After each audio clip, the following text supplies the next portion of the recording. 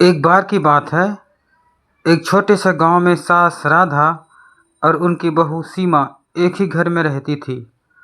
राधा बहुत सख्त स्वभाव की थी और सीमा नई नई शादी होकर आई थी। सीमा बहुत ही नम्र और विनम्र थी, लेकिन उसे अपनी सास से बहुत डर लगता था।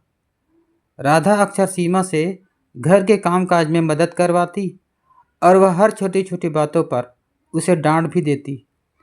सीमा सीमा बिना कुछ कहे सब काम करती रहती और चुपचाप सहती रहती। राधा को लगता था कि सीमा को ठीक से काम करने नहीं आता और इसीलिए उसे सुधारने के लिए डांटना जरूरी है। एक दिन राधा बीमार पड़ गई। डॉक्टर ने उन्हें कुछ दिन आराम करने की सलाह दी। सीमा ने अपनी पूरी जिम्मेदारी अपने ऊपर ले ली और घर के सभी कामकाज संभाल लिए। उसने राधा की सेवा में कोई कमी नहीं छोड़ी।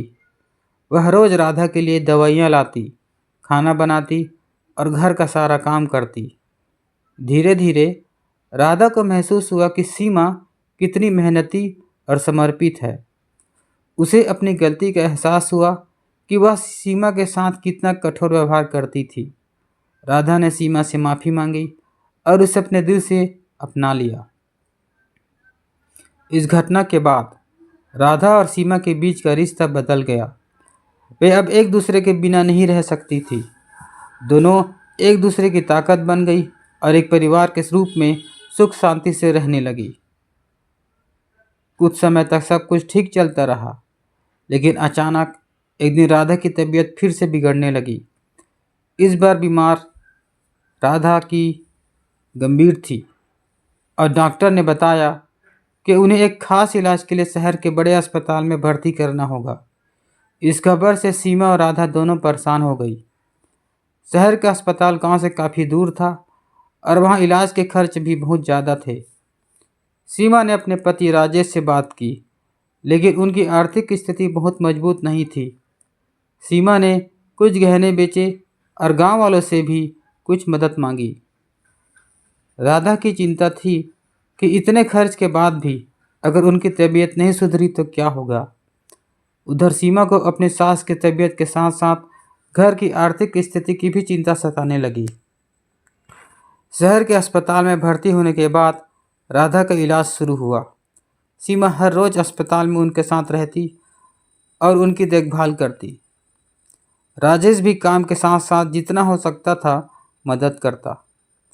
इस कठिन समय में राधा और सीमा दोनों ने एक दूसरे को संभाला और हिम्मत नहीं हारी। आखिरकार कई हफ्तों के इलाज के और संघर्ष के बाद राधा की तबीयत में सुधार होने लगा। हालांकि इस बीच उनके घर की आर्थिक स्थिति और बिगड़ गई थी। इलाज के खर्चों ने परिवार को कर्ज में डाल दिया। राधा और सीमा दोनों इस बात से परेशान रहती थी कि अब इस कर्ज को कैसे चुकाया जाएगा और घर कैसे चलेगा।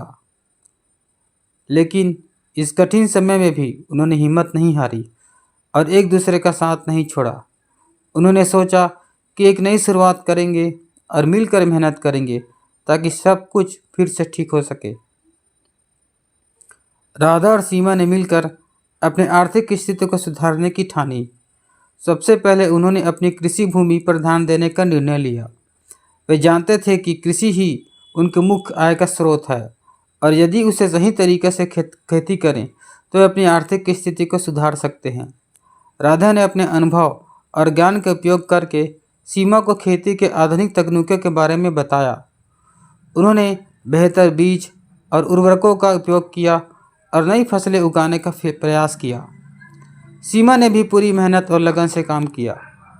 उसके साथ ही सीमा ने अपने हाथों से बनाई हुई कढ़ाई और सिलाई की वस्तुएं गांव के बाजार में बेचना शुरू कर दिया। उसकी कलात्मकता और मेहनत की सराहना हुई और उसकी वस्तुओं की मांग बढ़ने लगी। राजेश ने भी अपने काम के साथ साथ खेती में भी मदद की और अतिरिक्त आय के लिए गांव के पास के शहर में जाकर काम करना शुरू किया। धीरे धीरे उनकी मेहनत रंग लाने लगी। उनकी फसलें अच्छी होने लगी और बाजार में अच्छी कीमत पर बिकने लगी। सीमा के बनाए हुए वस्त्रों और सजावटी सामानों की मांग भी बढ़ती गई। परिवार ने अपने कर्ज का एक बड़ा हिस्सा चुका दिया और उन